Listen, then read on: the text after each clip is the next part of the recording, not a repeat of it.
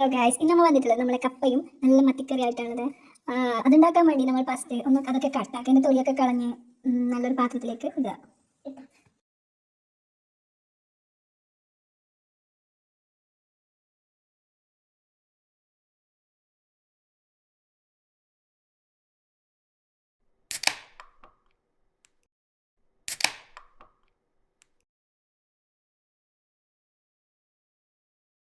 ഞാൻ ഓരോ റെസിപ്പി ഇടുമ്പോൾ നിങ്ങളോട് പറഞ്ഞ എൻ്റെ മക്കൾക്ക് ഇഷ്ടമാണെന്നാണ്. പക്ഷേ ഇതും അങ്ങനെ തന്നെ. ഞാൻ എൻ്റെ മക്കളോട് 10 സ്കൂൾ കൂട്ടിയിട്ടാണ്. അതുകൊണ്ട് ഞാൻ ചോദിച്ചാണ് ചെറിയ കുഞ്ഞിനോട്, കുഞ്ഞിക്ക് എന്താ വേണ്ടതെന്ന് ചോദിച്ചു. ഒരാഴ്ചത്തേക്ക് എന്തൊക്കെയാണ് വേണം. അപ്പോൾ എൻ്റെ കുഞ്ഞ് ഓരോ റെസിപ്പി പറയുമ്പോൾ ഞാൻ ഉണ്ടാക്കുന്നതാണ്. എൻ്റെ മോള് പറഞ്ഞതിനോട് എനിക്ക് നല്ല കപ്പയും മീൻ കറിയും വേണം. അങ്ങനെയാണ് ഞാൻ കപ്പയും മീൻ കറി ആക്കാമെന്ന് വിചാരിച്ചത്.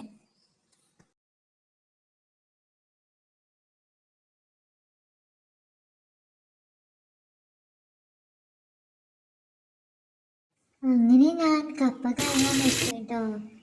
കപ്പ കഴുകി ഒരു പാത്രത്തിലേക്ക് ഇട്ടേ. പിന്നെ ഞാൻ എന്താക്കി, അങ്ങനെ കപ്പയൊക്കെ കഴുകി കുക്കറിലേക്ക് ഇട്ടിട്ടോ. അങ്ങനെ കുക്കറിലിട്ട് കുറച്ച് ഉപ്പും കുറച്ച് മഞ്ഞൾപ്പൊടി കുറച്ച് വെള്ളമൊക്കെ ആഡാക്കി, ആവശ്യത്തിന് വെള്ളമൊക്കെ ആഡാക്കുക. എന്നിട്ട് 4-5 വിസിലടിക്കാൻ വേണ്ടി നമ്മളെ കുക്കർ റെഡിയാക്കി അടുപ്പിൽ വെക്കുക.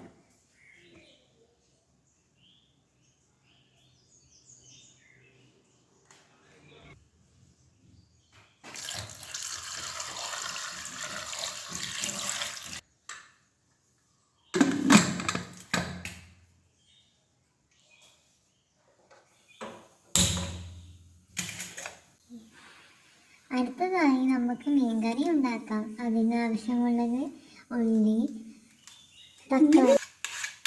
അങ്ങനെ ഉള്ളി തക്കാളി നമ്മൾ കറിവേപ്പില കുറച്ച് മറ്റേ പറയുക കറിവേപ്പില കുറച്ച് മറ്റേ നമ്മളെ പുളിയൊക്കെ ഇട്ടിട്ട് നമ്മൾ മീൻകറി ഉണ്ടാക്കാം. നല്ല മത്തിക്കറി കേട്ടോ, ഇന്ന് ഫ്രഷ് ആയിട്ട് വാങ്ങിയതാണ്.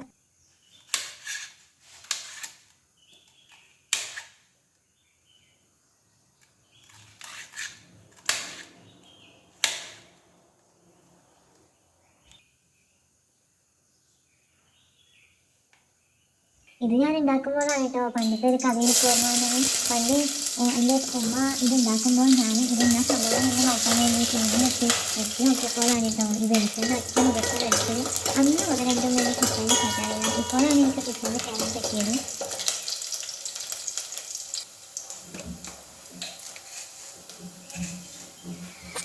അങ്ങനെ നമ്മൾ ചട്ടിയൊക്കെ വെച്ച് ഉള്ളി വഴറ്റാൻ വെച്ചിട്ട് വെളിച്ചെണ്ണയൊക്കെ വെച്ച് പിന്നെ കുറച്ച് ഉലുവയൊക്കെ ഉലുവ ഇട്ടിട്ട് നമ്മൾ തക്കാളി ഉള്ളിയും കൂടി ആഡാക്കി പുളിയും കൂടി ആഡാക്കി കേട്ടോ. അവിടത്തേക്ക് നല്ലോണം മിക്സ് ആയിക്കോളുമല്ലോ. അങ്ങനെ ഉള്ളിയും തക്കാളിയൊക്കെ വഴറ്റിയേ.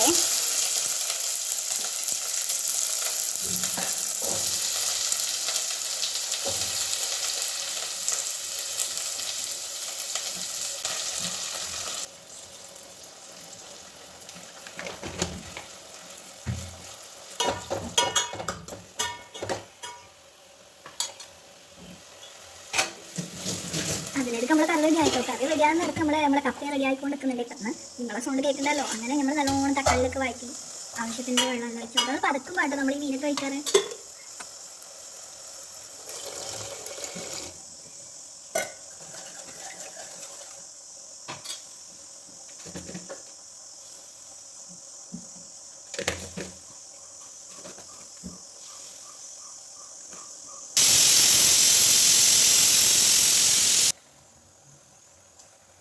ഇങ്ങനെ നമ്മളെ മത്തിയിലിട്ടിട്ടോ.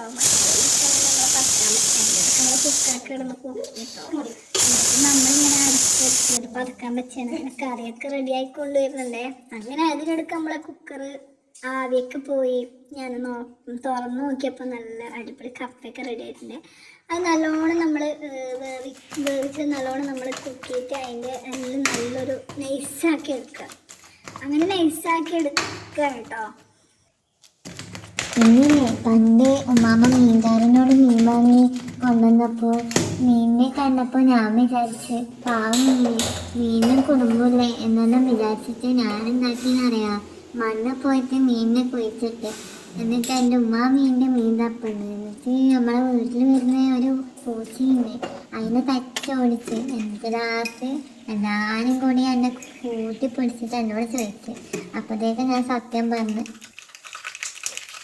എടുത്ത് നമ്മളെ കപ്പ റെഡി ആയതിനു ശേഷം നമ്മൾ ചെറിയൊരു ചീനച്ചട്ടി വെച്ച് അങ്ങനെ നമ്മളെ കുറച്ച് വെളിച്ചെണ്ണയും പിന്നെ കടുകും ചുവന്ന മുളകും മറ്റേ എന്താ പറയുക കറിവേപ്പിലൊക്കെ പൊട്ടിച്ച് ഈ നമ്മളെ കപ്പയിലേക്ക് ഒഴിച്ച് നല്ലതാണ്. നമ്മളെ കപ്പയും മീൻകറി റെഡിയായേ.